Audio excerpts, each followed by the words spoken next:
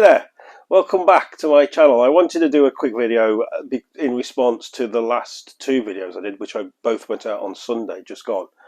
And yeah, thank you for all the comments that came in. A lot of comments came back, especially regarding the Prime 1 Studio Joker head sculpt fiasco that was going on. Maybe is still going on. Excuse me. I was also asked a couple of questions which I'm going to answer in this video, but first of all I just wanted to quickly go back to the issue with the Prime 1 Heath Ledger Joker that we discussed, or I discussed should I say. You kind of listened and then commented. I saw on Monday, yesterday, somebody had received theirs and they posted some pictures of the head sculpt. Now, the person that had received their Heath Ledger Joker by Prime 1, they were perfectly happy. And as you'll see, wherever I put the photograph, again, a completely different sort of quality of photograph, making again the head sculpt look better again than it did on the initial ones, which there was a couple of people commented on that post who both got this piece pre-ordered, and they were both said, and you can go back and look at the comment yourself, or comments actually, there was two, who said, I'm still happy, I'm still getting it, I don't really have an issue with it. This person who posted this picture said they are perfectly happy with it, they got no issues with it whatsoever. And that's kind of what I was, I suppose, in a roundabout way getting at, was the fact that all the people making the song and dance about this piece, none of them had it on pre-order. None of them were invested in it. And that was what I was saying. It was people jumping onto a bandwagon to slate something for what? On a Facebook group to, I don't know, what, get likes? On a YouTube channel to get views? And now that you've got somebody here who is basically, they've got this in hand and they're saying, look, I'm really happy with this, and look, the head sculpt actually is a lot better than it looked on them other photographs. You know, I'm afraid some of these people now have kind of got egg on their face, really. And that's the thing, you know, most of them, nearly all of them, in fact, hadn't got this pre-ordered themselves. I think maybe one or two had, but they hadn't got this pre-ordered. They weren't invested in it in any way. And it wasn't as if they'd spoken to somebody who was, or somebody who got this in hand, or had sent them pictures or videos. It was just jumping onto a bandwagon, and that's kind of what I was getting at, because I think it's wrong to do it, full stop. But you know, for people who've got this pre-ordered and they're watching YouTube or they're on a Facebook group, to see it being absolutely slated, that's really going to ruin that for these people, you know. And if you've got, I mean, everybody's entitled to opinion, of course they are, and I'm not saying that they're not, but to just slate something, then, you know, that's wrong. And I'm going to put a line under this now, because we've discussed it enough. I have, anyway. I feel I have. And I totally agree with one of the comments somebody put, with the fact that the amount of money that we pay for these statues, they should be perfect. And I totally agree. I think it was in Vino Veritas who put that comment. I totally agree with you. They should be. They should never be an issue. Fortunately, I've had no issues with mine at all, the ones I've had so far. And if ever I do, I'll bring it up on this channel and I'll let you all know. And yeah, and now, like, as you rightfully said, given the number of statue companies now all vying for top spot, you know, none of these companies now can take their foot off the pedal, and they need to be making sure that everything they're sending out is top drawer. So yes, I totally agree. Anyway, that's that done with for now. I'm sure I shall do more controversial topics again in the future. I do like a bit of controversy. I like a good debate as well. But let's move on now to a couple of questions that I was asked that I'd like to answer. So here we go. I was asked, why am I into Lord of the Rings? What made me choose Lord of the Rings? And I was also asked, do I see my collection going? So I'm going to answer both of those questions. And I'm going to answer the second question first, because it's kind of the easiest one to answer. Where do I see my collection going? I don't know, is the simple short answer to that. I don't know, because as you've all seen, since I've been doing this channel, pieces have cropped up in that short window of time that I've jumped on. I've pre-ordered the Queen Studios Balrog bust. I'll say that 3 times fast. I've pre-ordered that, so that's now taking up space that something else would have gone in. So I've had to cancel pieces. So that's happened already. The Infinity Studios bust for the Nazgul 1:1 scale. I'm extremely interested in that. So this is a trend that will probably continue throughout my collecting. I'm a collector. I will keep on.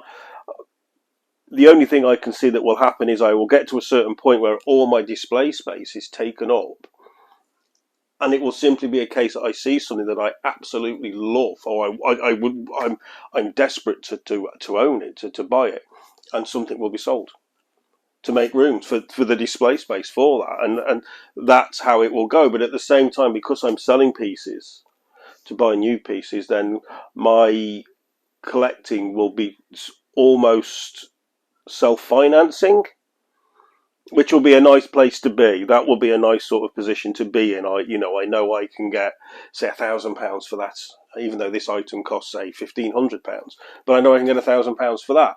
So I've only got to find the £500 and the shipping fees. So yeah, that's the quick and simple answer to that one. My collection, I can certainly for the foreseeable future, will be ever changing, depending what comes out. And with all these fantastic studios coming out, and they're all jumping onto multiple different licenses, so many of them now have Lord of the Rings licenses. I thought it was just going to be Weta and Prime One, but as we all know, with Infinity and I've now got the license, as of Queen Studios. So wow. And I don't know if you saw the Queen Studios answers and questions session with John, which was on YouTube. I think I watched it yesterday or Sunday. I can't remember. I think it was yesterday. And one of the questions was, are there going to be more 1:1 scale busts coming out? And I think somebody asked, is there going to be a Gandalf and all that? And he answered yes. And they'll be previewed sometime in 2022. So Queen Studios are going to be doing more Lord of the Rings busts. So there's that one to watch out for, guys. Right. The other question was, why Lord of the Rings? Now, this one's going to take a little bit longer to answer. If I answer it, okay, why Lord of the Rings? Now, in my first Haunt Chat, I spoke about my past, and I spoke about how I got into collecting and things like that. So I don't want to go over too much of the same ground again. So if you flick over to my very first Haunt Chat, I do discuss a lot of why I got into the Lord of the Rings now, but I will go over it again briefly. From the earliest I can remember as a little kid, one of my first passions was dinosaurs, and I had dinosaur books, and I learned how to pronounce all the names, and I can remember my aunts and my grandparents were all, oh, you should hear him, he knows all the names. And, I was only about 4 or 5 years old, and so I had this love for monsters, because they just weren't in the world that I lived in, and these were amazing, interesting things. And I think that's where the seed was set. And I loved any film that had things like that in it. So obviously Jason the Argonauts, Clash of the Titans, Sinbad, any of these films where they had either the plasticine animated models that, like Ray Harryhausen did, or the ones where they used to use basically, iguanas with a Dimetrodon-esque sail stuck to its back. Journey to the Centre of the Earth, I think, used them, didn't they? And the 1960s one, I mean. And it was there, really, and it was this amazing world. And I can remember Dungeons and Dragons coming out. Obviously, when in 1977 came along, I was already loving sort of the fantasy type things. And then obviously I got into sci-fi with Star Wars, because I was a massive Star Wars fan, and still am, the original trilogy. And then Dungeons and Dragons came out, and I can remember I got a book, a Dungeons and Dragons book, but then I realised you needed a group of people to play it with, and none of my school friends would play it. I was the only one that was into it. So when I found these amazing books, of which I still have a load upstairs, I might do a video on them one day, actually. The Steve Jackson, Ian Livingstone Fighting Fantasy books came out. There was this world that I love, this imaginary world there was so little stuff that I had at the time that covered it. It was more in films that I was able to slip away into this imaginary universe. But now I had these books, and that were brought alive not only by the amazing work of the authors, but also by the phenomenal visionary skill of the artists. And it was the same with, I had 2000 AD, the comic, and I can remember I used to love Glenn Fabry's work on Slain and Brian Bolland's work on Judge Dredd. They were two of my favourite. And Ian McCaig, I can remember, did incredible artwork in the Fighting Fantasy books, especially one of my favourite books, which was The Forest of Doom. And he also drew another one, which was City of Thieves. And I mean, I still look at that artwork and love it to this day. And I drew myself, and I used to draw stuff out of my imagination. And so, and also the fact that I used to draw all the time as a kid, and to this day, even when I sit down with a blank piece of paper, I have no idea what I'm about to draw. I just start drawing and something appears on the paper. And that's how I was as a kid. So it was just complete imagination. So I started reading. I mean, I went through a phase in my 20s and 30s where I read lots and lots of books. I read loads of stuff by Stephen King, Dean Koontz, David Gemmell, Terry Pratchett's Discworld, John Herbert, and yeah, it's loads and loads of books. But it was, I don't know how old I can't remember exactly how old I was when I read Lord of the Rings for the first time. But I know when I read it, I was like, this is it. This is the story I've been looking for. This is the book. And I was just enveloped from cover to cover. And even though it's the biggest book I think I've ever read,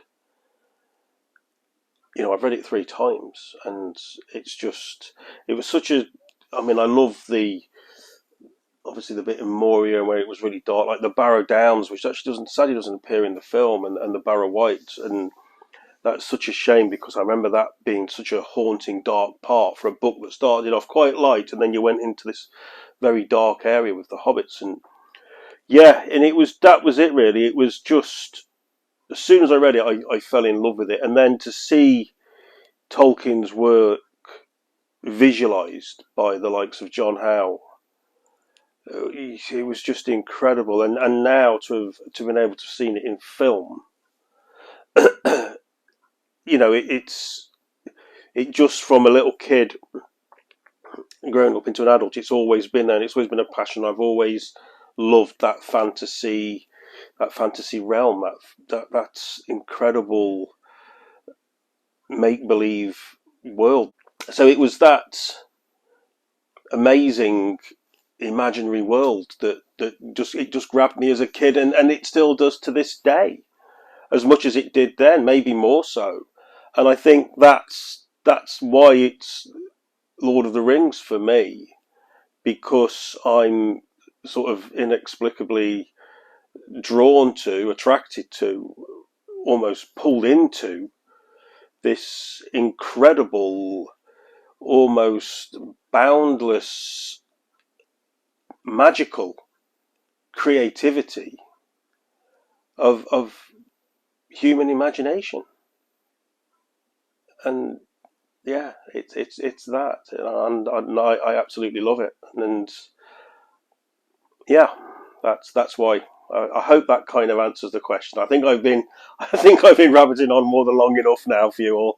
So I'm going to shut up now, and I'm going to wrap this one up. And please keep the questions coming, and the comments, and thank you so much, guys and girls, for watching my videos, for subscribing. If you haven't subscribed, please subscribe.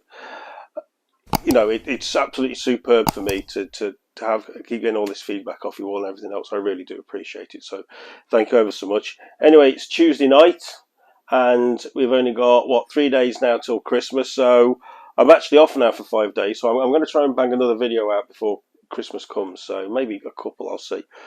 So I'll speak to you all very soon. But if for any reason I don't get a video out, I'm going to wish you all a very Merry Christmas. And I hope you all manage to keep safe in these very worrying times with everything that's going on with COVID and everything else. And I hope you all get to spend it with your loved ones and have a great time. And I hope that 2022 brings us all those statues that we're all dying to get. And I will catch you all on the next video. Thank you ever so much, everyone, for watching. And that's it from me for this video. And I'll catch you all on the next one. Cheers, guys. Thanks a lot.